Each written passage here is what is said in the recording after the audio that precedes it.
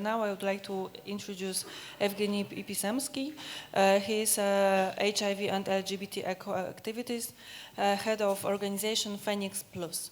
And he will speak in Russia, so please take your hand if you do not have the box, and we will bring you back. So just take hand up and we will give you.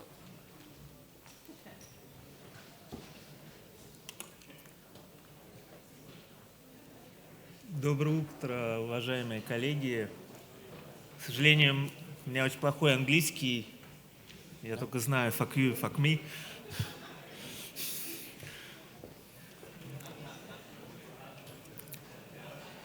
На презентации слайд нашей информационной кампании российской.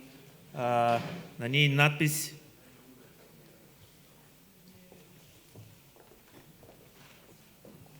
«Я могу многое». К сожалению, мне очень хотелось бы сказать, что я многое могу сделать для того, чтобы PrEP стал доступен в Российской Федерации. Но, к сожалению, наши возможности очень сильно ограничены. И в своей презентации я буду говорить о ситуации в России, и о том, как мое правительство делает многое для того, чтобы эпидемия в Российской Федерации среди МСМ приостанавливалась или не делает.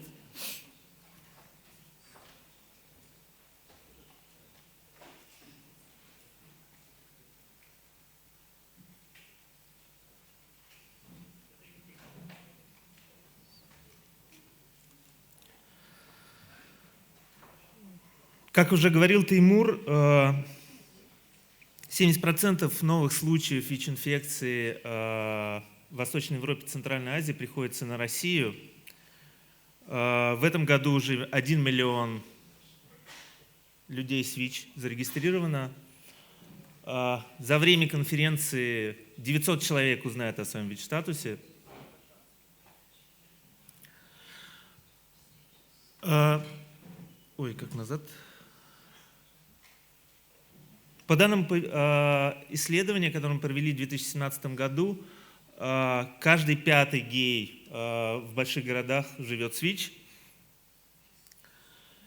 Однако по официальной статистике только 3% зарегистрированных случаев в России. И надо сказать, что вот Теймур говорил о том, что большинство новых случаев, зарегистрированных в Европе или в США, больше 50 случаев – это случаи среди МСМ, у нас почему-то 3%.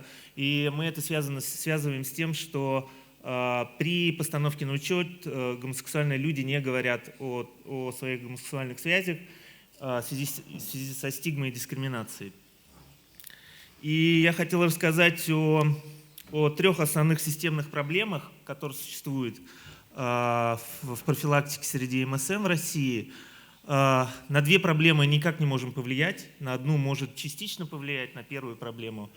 И поэтому для нас чрезвычайно важно, чтобы в России появилась преконтактная профилактика, потому что с этими проблемами в данной политической ситуации мы никак не можем работать. В общем-то, первая проблема, и в целом здесь хоть как-то мы можем, как НКО, влиять на эту ситуацию. Эпидемиологические данные собираются неструктурированно, и поэтому мы имеем в официальной статистике, что 3% новых случаев ВИЧ регистрируются только среди МСМ. Но на самом деле цифры намного больше. Вторая проблема – это то, что органы власти открыто бездействуют, либо часто выступают спонсоры стигмы и дискриминации в отношении представителей МСМ и трансгендерных людей. И, в общем-то, моя страна – это такой спонсор стигмы, который влияет на все постсоветские страны. И я не знаю, что с этим делать. Моя организация столкнулась с конкретным случаем, когда наш сайт заблокировали. Прокурор в очень небольшом городе увидел на статью, в которой рассказывалось о том, что гей-порно – это хорошая возможность рассказывать о профилактике ВИЧ среди среди МСМ, и он посчитал, что это пропаганда гомосексуализма. И, в общем-то, было решение суда, чтобы заблокировать наш ресурс. Мы судились, и, к нашему большому удивлению, мы выиграли этот суд, но это скорее исключение из правил. Третье препятствие – это так называемый закон о иностранных агентах. Act on Foreign Agents. И ситуация такова, This is что the law which has the following effect.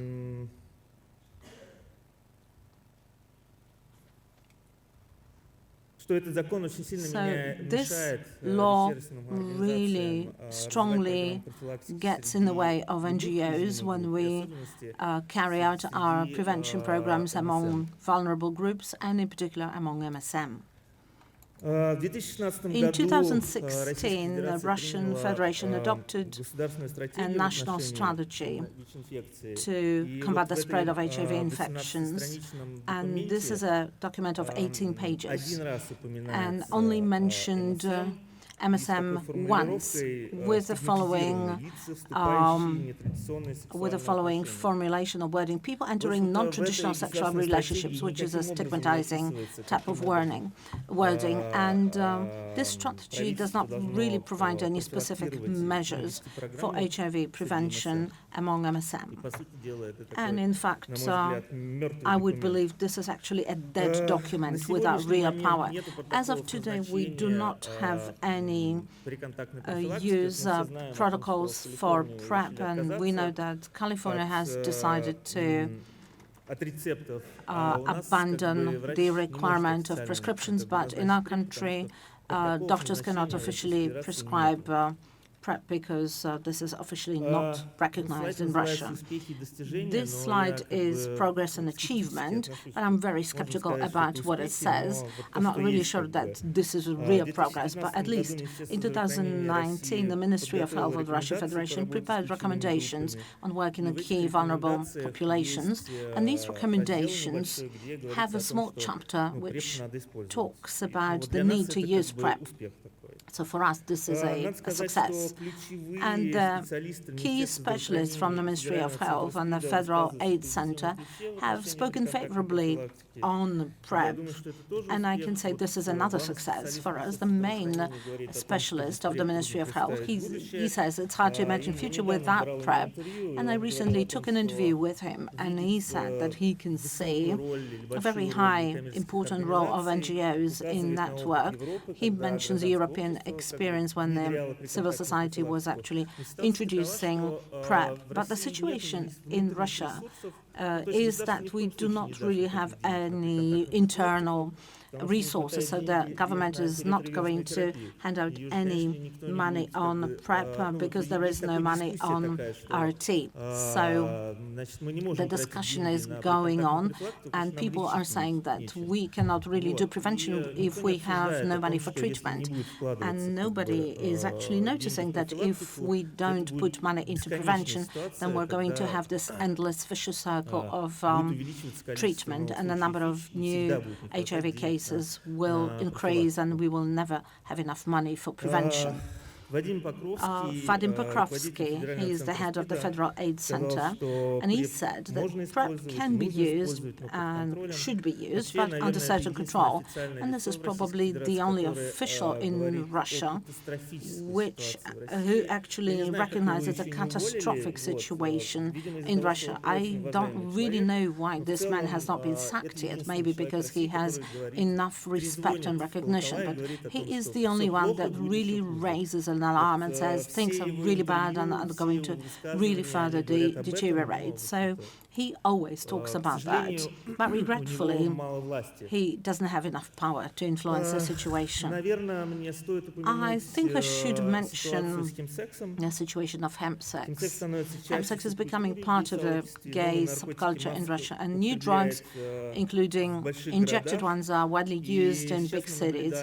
And now we have seen that there is an injection drugs being used, but this is my expert judgment because we have no official research on that. And healthcare providers, health ministry, and the National AIDS Center, they do not have any idea of what to do about this. And Russia sometimes, is ahead of all of the planet, as our old anthem said.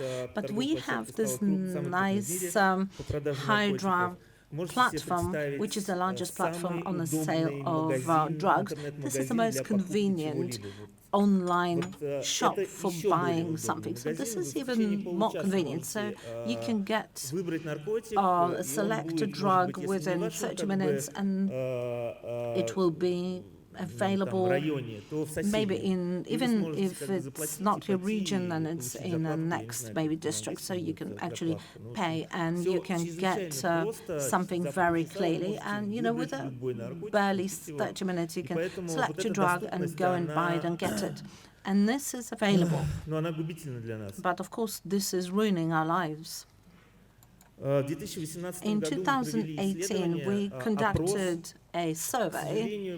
Regretfully, we didn't manage to actually repeat the survey just before this summit, but at least I'm sharing the information from last year. So we had 677 respondents on that survey. Did you use a condom when you had sex? And yes was for only 45% of people. And then you probably, have you heard about PrEP before? 37 people said yes, 63 said no, and Timur actually said in his presentation that there was some information that was provided by the MS research. So over 80% in the UK know about PrEP, over 80% in France, and the UK 20% of people actually talked about PrEP with the GP. So when our doctors can talk about PrEP, in Russians it's non-existent. In Russian doctors do not really know of PrEP, so they cannot really talk to patients about this. If doctor suggested using PrEP, would you use it? And then 10% said yes, they would use PrEP even without doctor's involvement. And then yes, but only with medical control. 36, 48% said they didn't know, and 6% would say no. And we asked people why they said, why did you answer no or I don't know? And what people said was the following. 11% said, I don't know if this is effective. And then people would say, I don't think that this method is reliable. I don't want to take any pills. I'm afraid of side effects. So this slide is really important because people overall don't really know what PrEP is. So this is some room for maneuver and something to do for us. I've got a problem because I've got it all in Russian and in English, and I'm getting a bit confused.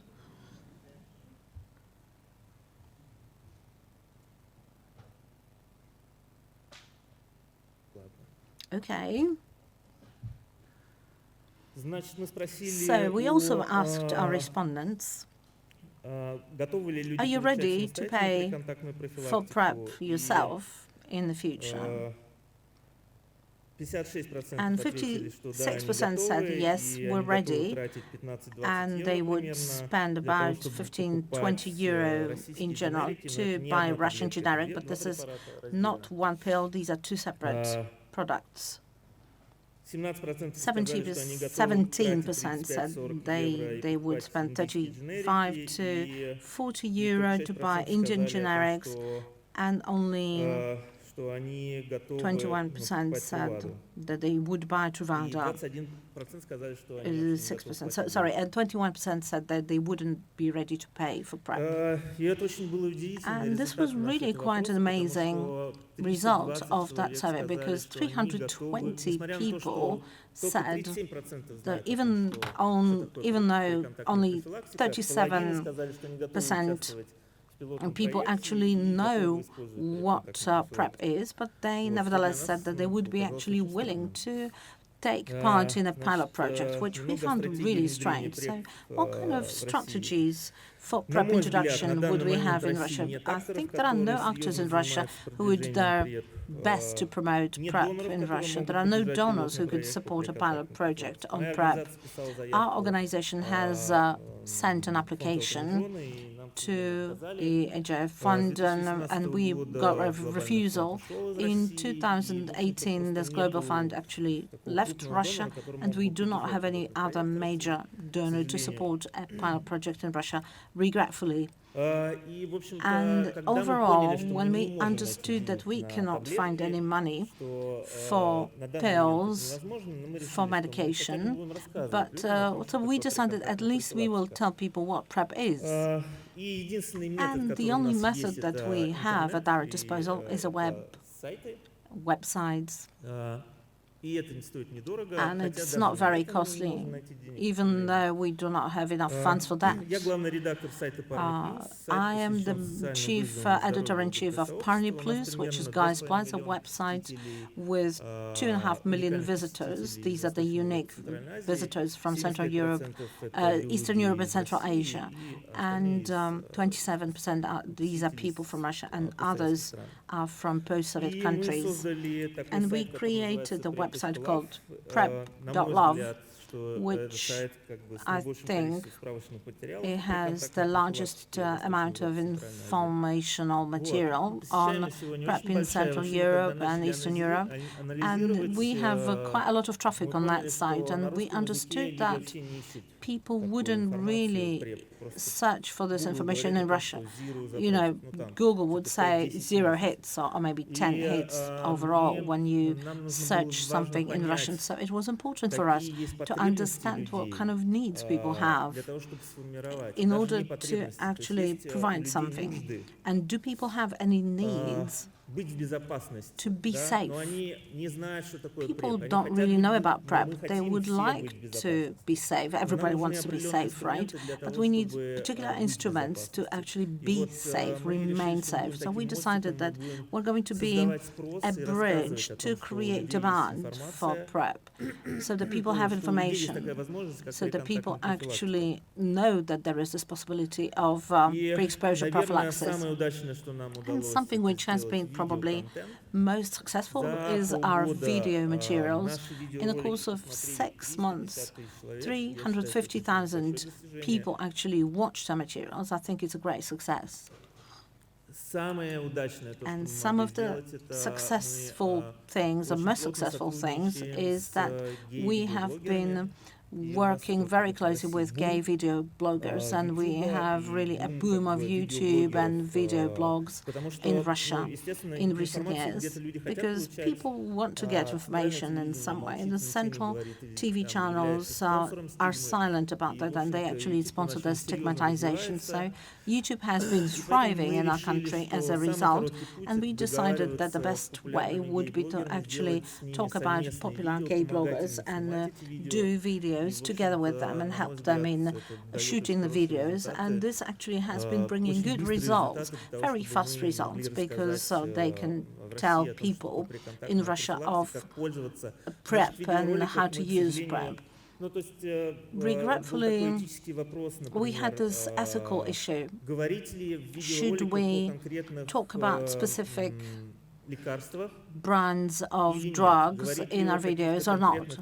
Are we supposed to talk about particular numbers or not? But we decided we should be really open and we should really talk about everything. And we're also talking that it's very important to approach a medical professional to actually ask about PrEP, and people should actually do that and, of course, do their own research. It's also important to say that, as of today, in order to get PrEP, Moscow has a private clinic. This is a gay-friendly clinic, and overall people could go and get PrEP there. It's going to be relatively inexpensive. They might select a product for you, which is relatively cheap. It would be the cost of around 200 euros in total to actually put you on PrEP. And that's more or less it. And I could also say that the Ministry of Health in Russia is saying that they have launched a pilot project in Ural, in Chelyabinsk, city of Chelyabinsk. But I am really not sure if this thing can be called a pilot project, because the project is that there are some PrEPs medication being handed out in an AIDS center, but we have no other information on that, and I'm not sure if this is a pilot project or not. That's all from me now. Thank you very much, and I'll be happy to answer your questions. Thank you very much.